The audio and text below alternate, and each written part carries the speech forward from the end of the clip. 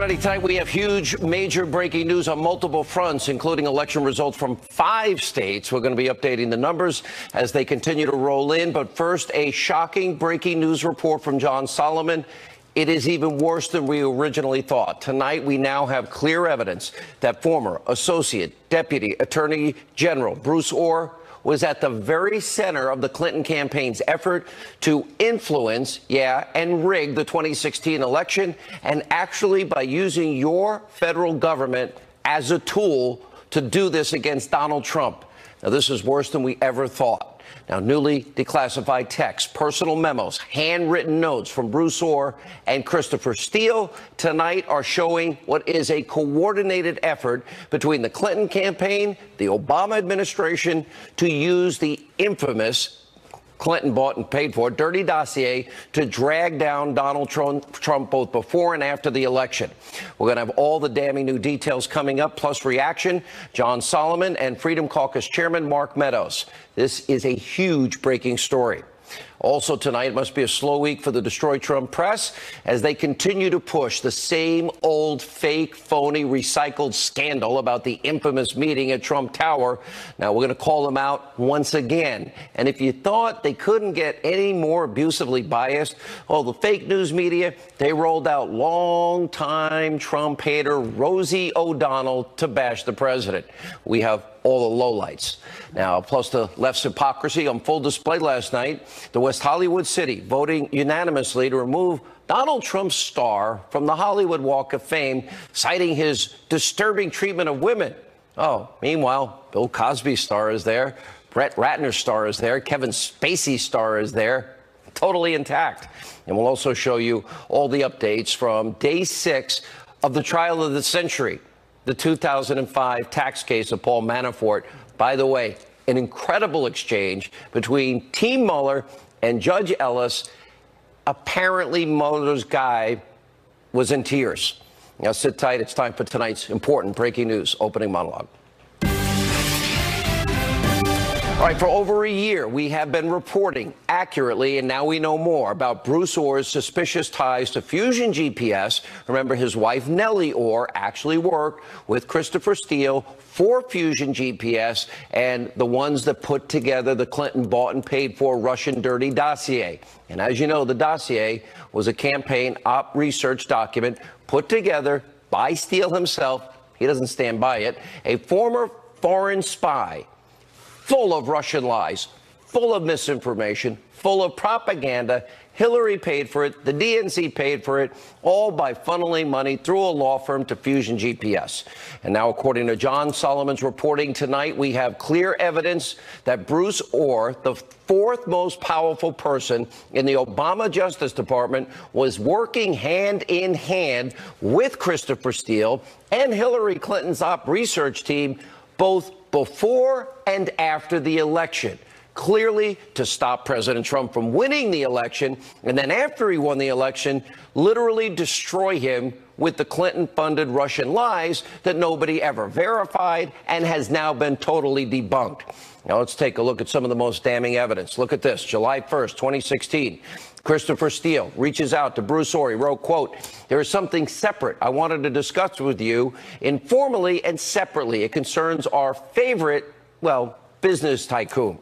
Now, that clear reference was to then candidate President Trump. That was followed up on July 30th, 2016, 3 months before Election Day. Steele met Bruce and Nellie Ohr for breakfast. Now, this was a meetup that was documented by this text, quote, "Great to see you and Nellie this morning, Bruce. Let's keep in touch on the substantive issues.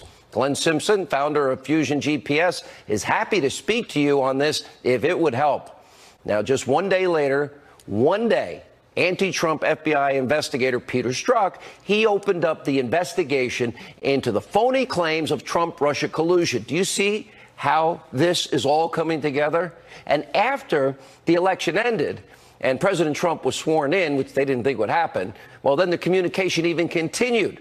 Now, on January 31st, 2017, now president, just sworn in, Steele texted, or, quote, "Just want to check you are okay, still in the situation and able to help locally as discussed, along with your bureau colleagues."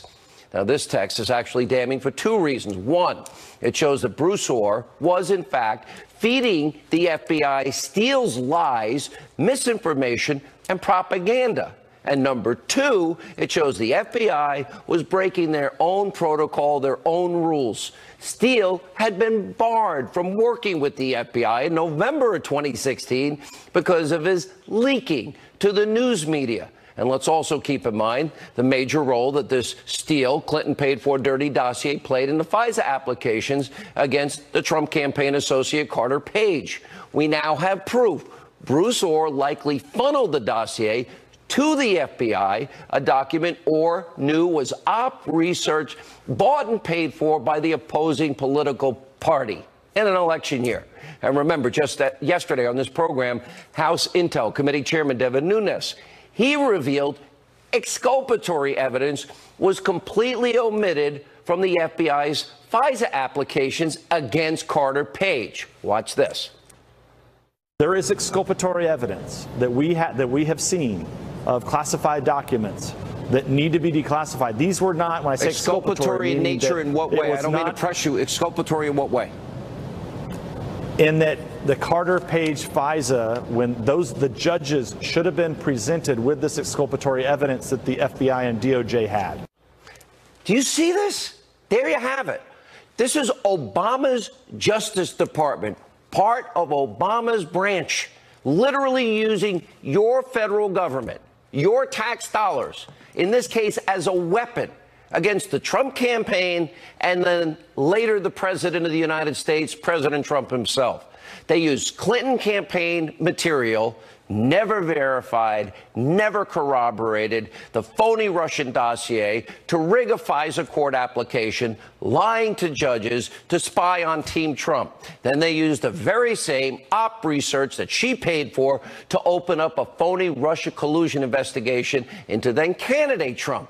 And then they leaked the contents of the dossier to the press because they wanted to influence the election in favor of Hillary Clinton against Donald Trump and lie to you, the American people. And on top of it all, the FBI, on top of Hillary paying Steele through Fusion GPS and the DNC paying him, the FBI paid him. The FBI made 11 payments to Christopher Steele. I have been saying, and now it has all come together, the biggest political corruption, abuse of power scandal in our lifetime. This should outrage every single American. I don't care what your political affiliation is. Let me say this slowly. They tried to steal in the United States of America a presidential election, and we have the evidence. In other words, they abused their power to steal an election, a presidential election. Our Justice Department has been weaponized for pure partisan political gain. We have so much on this major development. We're going to talk to John Solomon and Mark Meadows in just a minute. But in other news, just the latest example of why so many Americans can't trust the media. They've been missing in action on that scandal. Last night, we called them out again for hyping up yet another fake news story about the 2016 Trump Tower meeting between Don Jr. and the, quote, Russian lawyer. Oh, they met before with Fusion GPS and after with Fusion GPS. Anyway, they claimed the president finally admitted to collusion. That's what you have now been hearing for days and days and days. They said there was stunning new evidence that the Trump Tower meeting was political. Okay, it ended up being about adoption. None of this is new. Zero. None of this is stunning. None of this is collusion. We've known for more than a year that Donald Trump Jr. took the meeting, because like everybody else, like Adam Schiff and Hillary Clinton, everybody wants, op research on their political opponents. That didn't stop the media, even though we've known it for well over a year, and the president said it, from recycling a fake scandal 2 days in a row, frankly, all weekend. Take a look.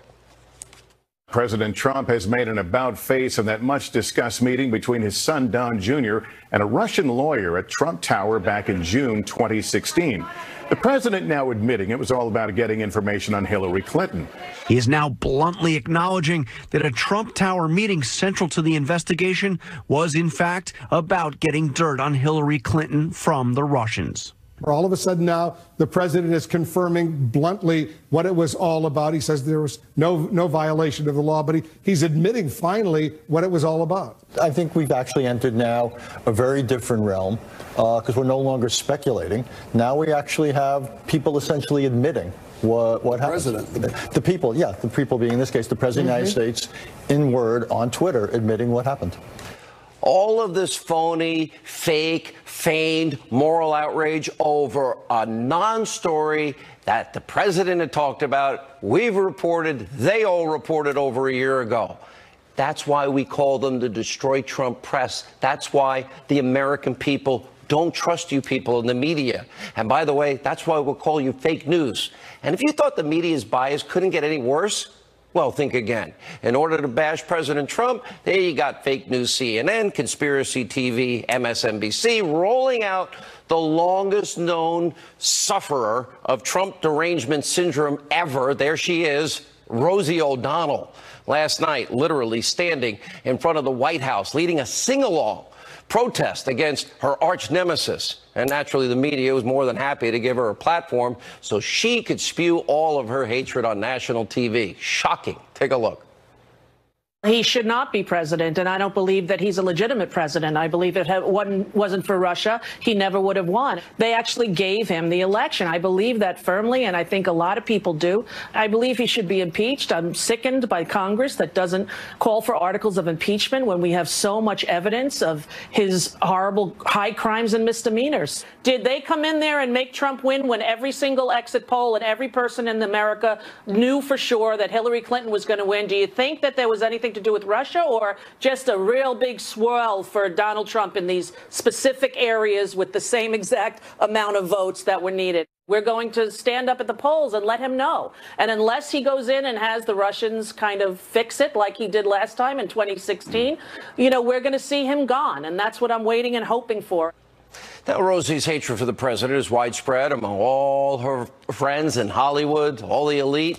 Last night, the West Hollywood City Council, they voted unanimously. They're removing Donald Trump's star. Oh, how devastating. From the Hollywood Hall of Walk of Fame, in part because of Trump's, quote, disturbing treatment of women. Okay, the move is non-binding, however, because the West Hollywood City Council has no authority over the walk. Let's take a look at the stars not targeted last night by the West Hollywood City Council. There we have Bill Cosby, recently found guilty of drugging and sexually assaulting a woman. And then you have dozens of other similar allegations levied against Bill Cosby. Oh, there he is, Kevin Spacey. Oh, yeah, he's facing tons of accusations of sexual misconduct from more than 10 people, including multiple victims who were allegedly abused in their early teens. You got Brett Ratner. He's been accused by multiple women of serious sexual misconduct and assault. Jeffrey Tambor, Oliver Stone, and many others. But the West Hollywood City Council is saying their vote has nothing to do with politics whatsoever. And finally tonight, day 6 of the biggest trial of the century, the 2005 tax case of Paul Manafort. Well, it's come to a close, but not without a very tense moment between Team Mueller and Judge Ellis. Now, according to reports, the judge reprimanded a prosecutor in court and then accused him of tearing up. This would be Mueller's guy. And Judge Ellis repeatedly clashing from day one with members of Mueller's legal team, often questioning the relevance of, quote, the evidence or so-called evidence presented in court. Meanwhile, the prosecution's star witness, Rick Gates, he continued his testimony from the stand. Manafort's defense attorney, they raised serious questions about the character of the star witness, including all the instances he actually, embezzled a ton of money from Paul Manafort. The defense team accused Gates of using the money to fund a secret life and an affair in London. And despite all of that, the odds are definitely stacked against Paul Manafort, who currently faces a potential life sentence. This is a 2005 case, and remember what the judge said, to put the screws to Manafort, to make him sing or compose, so they'll get information so they can get Trump. They started with his lifestyle. They talked about oligarchs. Then we got the Mueller team guy tearing up in court, and the judge ripping him, saying, "Look at me." I think the judge knows what's going on here. I think it's pretty obvious. But because Rod Rosenstein's mandate was so broad, and this has nothing to do with Russia, Nothing. Nothing to do with collusion. Nothing to do with Trump. Nothing to do with the election at all. Well, this is what Mueller gives us. Here with more details, reaction to our top stories surrounding Bruce Orr's connection to Glenn Simpson, Freedom Caucus Chairman Mark Meadows, and from the Hill, it's John Solomon. John, it's your story. Let's get to how a senior DOJ official helped Democratic researchers on the Russia case before and after the election. Yeah, break it down. I think you hit it in your monologue just right, Sean. We now know that Bruce Orr was not just some ancillary figure. He was a central figure. He was the glue that connected the Democratic opposition research effort to destroy Donald Trump during the election by accusing him of having ties to Russia with the Justice Department and the FBI. And he's not just anybody. He's the deputy to the Deputy Attorney General. That means the same Deputy Attorney General, Sally Yates, who signed the FISA warrant for Carter Page.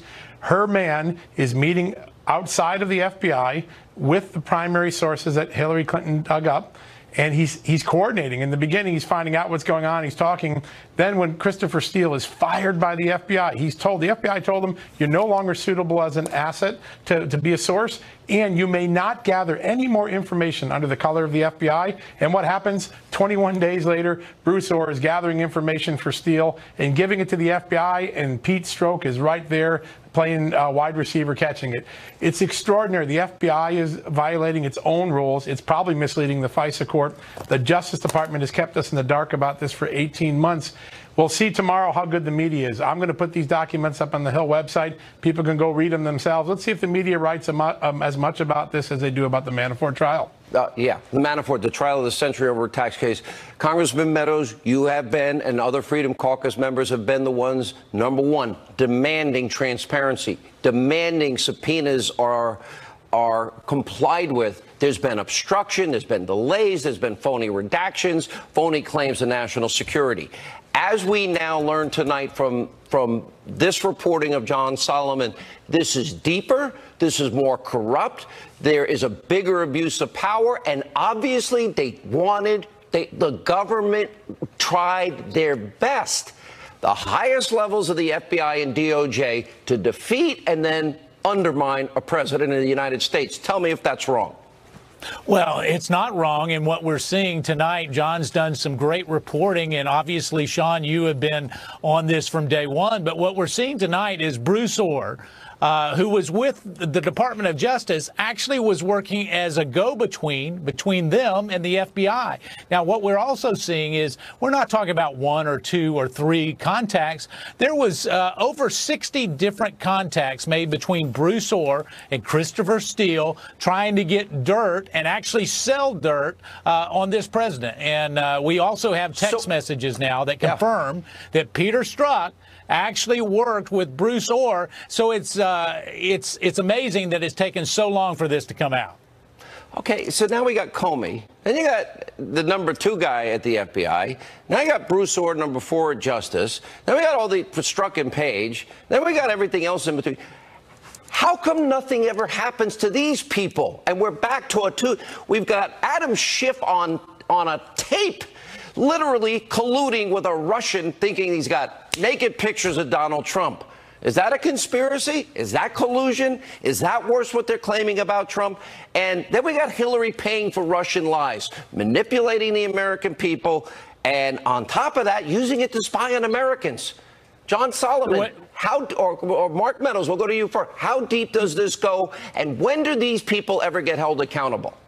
Well, we know that there's two standards. One for those that are well connected, and we're seeing that as John is reporting tonight. But it goes very deep. If you start to read some of these emails and the text messages, we're just now starting to uncover really how awful this was. You know, let's put it in context. It was July 30th, the day before the investigation started, when there was a meeting at the Mayflower that started this between Bruce Orr and Christopher Steele. All right, last word. We're going to give to John Solomon tonight. And where is this going? There's more coming. The conspiracy that we're going to all be looking at in a month from now will be the one inside the Justice Department to defraud the FISA court. I believe that's where this goes. Explain that in a little more detail. I think for sure the FBI was intentionally keeping this information, this contact between Orr as a go-between, the flaws in the case, the stuff Devin Nunes told you last night. They were omitting exculpatory information and hiding their back channel to the Clinton campaign, and that is going to be a real problem for the FBI when this is all done. Without a doubt. Agree. You agree? All right. We're going to follow this again tomorrow night. We're going to get more reaction. Judge Jeanine Pirro, Greg Jarrett are next. Jay Sekulow, the president's attorney. Should the president ever talk to Mueller? I say no. We'll ask him. Come here, babe. All right, joining us now with more reaction to our opening monologue tonight, the author of the #1 New York Times bestseller. It's called The Russian Hoax, Illicit Scheme to Clear Hillary Clinton and Frame Donald Trump. Fox News legal analyst Greg Jarrett. Oh, also with us, #1 New York Times bestselling author, Liars, Leakers, and Liberals, The Case Against the Anti-Trump Conspiracy, host of Justice, both friends of the show, Judge Jeanine Pirro. It's amazing. You guys, you're #1, he's #1, you're #1, he's It's congratulations to both of you. I love you both. This new development about Bruce Orr, this is before the election, this is after the election. Christopher Steele is all over this. He's a liar, he's a leaker, and I am thinking they not only tried to steal an election, a presidential election, they have tried to destroy this man with somebody they paid, who was also discredited, whose dossier was debunked, who he under oath said it was raw intelligence, not true. Well, you know, what's amazing about all of this is that it fits right into the plan. If you were going to write a story about what was going on in the FBI and the Department of Justice, he would be part of it. And the fact that this is out now, and it took so long for it to come out, think about how the FBI and the DOJ has been hiding everything they can. Where's the 20 pages? I want the 20 pages. You want the 20 pages. We all want the 20 pages. Why doesn't the president say, give me the 20 pages? Because right now the president is allowing this whole investigation to take its own course. You know, Congress has oversight. What are they doing about it? They're doing the best they can, some of them, but some of them are not. Okay. What is the point of checks and balances, Greg? And what is the point of separation of powers? And you subpoena somebody, they ignore your subpoena, and you don't hold them in contempt or impeach them. I know the Freedom Caucus has talked about it, but they're getting real pushback from Ryan and obviously the leadership. What do you mean? This is deeper than we ever thought. This is now getting so bad. I got to ask, where's Robert Mueller on this? Where is he, Greg Jarrett? Well, he's looking in all the wrong places. And the latest documents show that the FBI and the Department of Justice knew that the dossier was phony. They knew that Christopher Steele was a liar. He was on the FBI's payroll. He was on Hillary Clinton's payroll. He said he was desperate to stop Trump. His bias was so severe and pervasive, they should have disassociated themselves from him. After they fired him, unbelievably, they continue to use Christopher Steele in violation of FBI regulations. So they were very devious about it. They used Bruce Orr at the Department of Justice as the conduit intermediary, and he fed the FBI information. And Nellie Orr and Christopher Steele, they're all meeting. And she is working for Fusion GPS.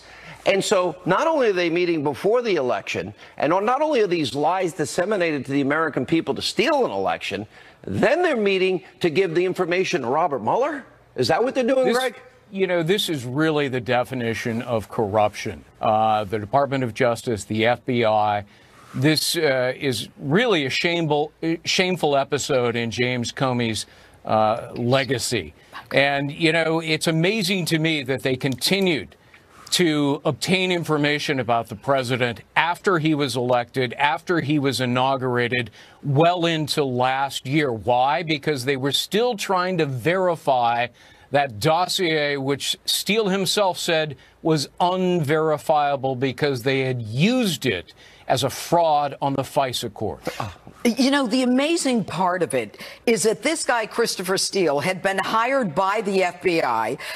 We now know 11 he was paid by Hillary? That's right. Well, Fusion GPS, but really by Hillary and the DNC. Her money funneled through Fusion GPS as well as Perkins Coie. But one of the things in the article, they talk about engaging Steele after 2016 as a confidential human source assisting in the probe. What does that tell you? That tells you that Christopher Steele may have been a spy in the Trump campaign. But even after he's fired, he's still a conduit for information. It's also the bulk of every FISA application. The original application, the 3 subsequent applications. Let me tell you something. That application was re-upped every 90 days. It tells me that the judge who re-upped the FISA warrant was someone multiple judges should have had additional evidence in addition to the unverified dossier. Every one of those judges who signed that warrant should be up in arms unless they knew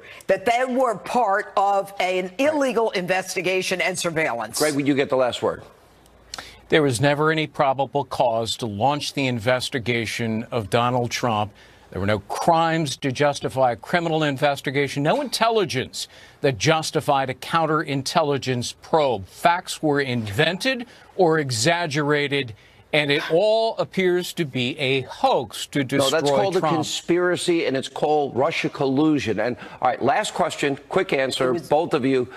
Should the president answer a single question of Mueller? Absolutely not. Mueller doesn't have the authority. He hasn't identified the crime. He hasn't identified that he can't get it from someone else. Greg Jarrett, should he answer even, let's say, a written question? No. Anything? Nothing whatsoever. Mueller really doesn't have the legal right to do it. And Mueller has proven he cannot be trusted. He has ruined the integrity of his own investigation. All right, we're 3 for 3 because I agree with both of you. Congrats, both of you. #1 New York Times bestsellers. Amazing accomplishment. When we come back, we'll ask the president's attorney, Jay Sekulow, this very question. Later, Jessica Tarlov, Jesse Waters. Whose world will it be? As Hannity continues.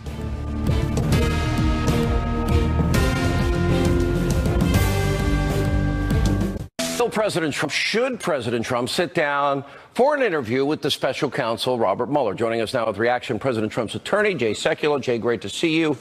I just asked the very same question of Greg Jarrett and Judge Pirro and every other attorney, Joe DeGeneva I've talked to. Almost every attorney is universal in saying absolutely not. Can you give us an update? Sure. Well, the first thing is, look, you've got to start with this proposition. The depth of corruption that led to this investigation and that, frankly, continues to permeate this investigation is unprecedented. So you have to start with that. You mentioned in the earlier segment the irregularities, and that's being kind, of what took place here. So you have to start with the question of whether the president would sit for an interview with the proposition, is there a constitutional basis upon which that interview can take place? Now, frankly, it is the position of the legal team, and it's been pretty clear on this in the last couple of weeks, that our position is that there is not a constitutional basis to move an interview forward. And what I mean by that is the Article 2 power of the presidency is very clear. And the idea that you would have a series of questions involving the president's motives for particular actions as it relates to Article 2 power would frankly be inappropriate in our view, unconstitutional. So then you ask yourself, does that answer the question? Well, look, the president stated that he wants to do an interview. I will tell you the position of the legal team is that we do not advise that. However, there continues to be ongoing discussions and dialogue with the Office of Special Counsel to see if there is something that can be worked out that we would be comfortable with. Short of that, the answer, of course, is no. But if ultimately the one that makes that determination, though, the lawyers can advise, is the President of the United States. So he will make that decision, obviously, in consultation with his legal team. But Jay, I know you as an attorney, and by the way, you have been my counsel. But my question, if you told me absolutely not, I don't think you would appreciate or accept me saying I'm going to do it anyway. That's my, I've known you for 20 years. You know what, though? I understand that, Sean, but you're not the President of the United States. So there's a different calculus that goes on there for him. We know that. Look, clearly the inclination is no. And I could put 100 lawyers in the room, and 100 of them are going to say that. I make the joke when I'm talking to reporters that, if we put the president up for an interview, you're going to have 12 lawyers saying, I can't believe they did it. If you don't put the president up for an interview, those same 12 lawyers are going to say, what are they hiding? But if you look at the constitutional issues that are implicated by an interview, it's very serious. It raises very serious constitutional issues that go to the heart of, as you mentioned earlier, separation of powers, Article 2 authority. I've been saying that for a year, and nothing's changed in that regard. Ultimately, the decision's up to the president. We will give advice, but there are ongoing discussions to see if there could be something worked out here. I look at the team that Mueller's put together. The president has tweeted about the team he's put together. I look at Andrew Weissman's atrocious record, including, putting innocent people in jail, overturned 9-0 in the Supreme Court, overturned 5-4 overturned in the Fifth Circuit. Tens of thousands of people lose their job, withholding exculpatory evidence. Now, I'm not trying to drag you into that battle, but I've got to ask you, is it the two questions would be about obstruction and collusion. There's no evidence of collusion. Can we compare what they're accusing the president of with Adam Schiff's tape, where he's excited because he's talking to a Russian that has dirt on Donald Trump, supposedly, turns out to be a hoax? Is it collusion? Yeah. Hillary paid for Russian lies before the election? And it was used to get FISA warrants? There's two things here. First of all, I think we got to be clear on this. This idea that there's been no evidence put forward on any type of collusion between the president and Russians. I mean, no one's put evidence forward on that. Now, that's number one. Number two, let me tell you this. When people say the word obstruction, I want everybody to understand the context in which this is arising. This is arising in decisions that a president makes under his authority under Article 2. Who's going to work for him? Who's not going to work for him? Where things are developed, where they're not. What policy positions they take, what policy positions they do not. The idea that that would constitute some kind of violation of the law, to me, seems not only a bizarre legal theory and untested, but frankly out of order under our Constitution. But let's go back. You're using these examples of the people involved in the investigation on the legal team. Let's go to what started this investigation in the first place. You had an unverified dossier put together by Christopher Steele, who ends up getting fired by the FBI for linking. James Comey wants a special counsel, so he leaks a memo that he created based on a conversation that he had with the president. Now, if an FBI agent did that, could you imagine the repercussions of leaking that memo? Then it gets even better. You've got the number 4 at the United States Department of Justice. I know you've already talked about this, Bruce Orr, whose wife is working for Fusion GPS, Nellie Orr. And what is her job? Her job is to work with Christopher Steele, the former British intelligence officer who's putting together the dossier against the president. Now, you know what? The fact is, it's hard to believe that those are really the facts. You know what the problem is, Sean? Those are the facts. And really, no one has disputed any of those facts. So the problem here is a foundational problem. That's why I say the irregularities and the corruption involved in the process from the beginning is really unprecedented. So all of that factors into the decision that's ultimately made, whether there'll be an interview or not, or whether it'll be written questions or not. That decision, we're close to making that decision. I don't ever give dates. How is this going to end? When is this going to end? Yep. I think it ends soon. I cannot give you the date because here's what happens. Let me give you the process. Bob Mueller, under his authority, will issue a report. That report, though, does not go to the Congress. This is not an independent counsel. It would go to the Deputy Attorney General, who's the acting Attorney General, and then he will determine what goes forward. At the same time, quite frankly, we are developing a report that is going to lay out all of these issues that we've talked about. So that's how this is not a trial. And people need I think people understand that now. This is not a trial in the traditional sense of anything. This is a political process that is going forward. And I want to be clear here. The constitutional issues, which is the reason was involved in this case in the first place, in fact, are the major issues that this investigation turns on. There are serious constitutional implications of this, not just for this president, but for the presidency. And that's what history will remember. So that's why we've got to be very careful and very direct on how we move forward. Let me ask you one last question, if I may. Yep. The president has the power to declassify all of the subpoenaed documents that Congress has been withholding. And they've not been living up to the subpoenas. I don't think I'd get away with that, even with you as my great attorney. Yeah. The president has the power to demand they be literally unredacted and released. Why doesn't he do that? Well, look, he's respecting a process that's in place, that his White House team, that is not a decision we make as his private lawyers, as counsel of the president. We are not the White House counsel. So that's a decision that's made within the context of the White House and their purview. That decision, I'm sure, is being discussed and the issues are being discussed. So I'm not going to defend what has or has not happened there, because that's outside of our jurisdiction. Needless to say, and I think this is fair to say, and the American people are asking for this, transparency is important here. And I think one of the aspects of transparency is what are in these documents. And if it doesn't put our national security at risk, I would think that it should be something that should be released and declassified. But you know what? I said, you're not the president. I'm not the president either. I don't get to make those decisions. What about Bruce Orr and this relationship with Nellie Orr, Bruce Orr, and Christopher Steele? And the FBI was paying Christopher Steele? Well, look, they fired Chris Steele because he's leaking information, which seems to be an ongoing scenario. But yet they're Bruce Orr is still having conversations with him. And you've seen the most recent pieces that have been posted by John Solomon and others. I mean, the fact of the matter is that when you look at this in its totality of circumstances, Sean, it boggles the mind that this is not a regular investigation. This is irregular. I said the corruption at the outset of this has just been unprecedented. And I think the American people are seeing that for what it is. All right. When we come back, Jessica on Rosie O'Donnell's unhinged comments and more as we continue.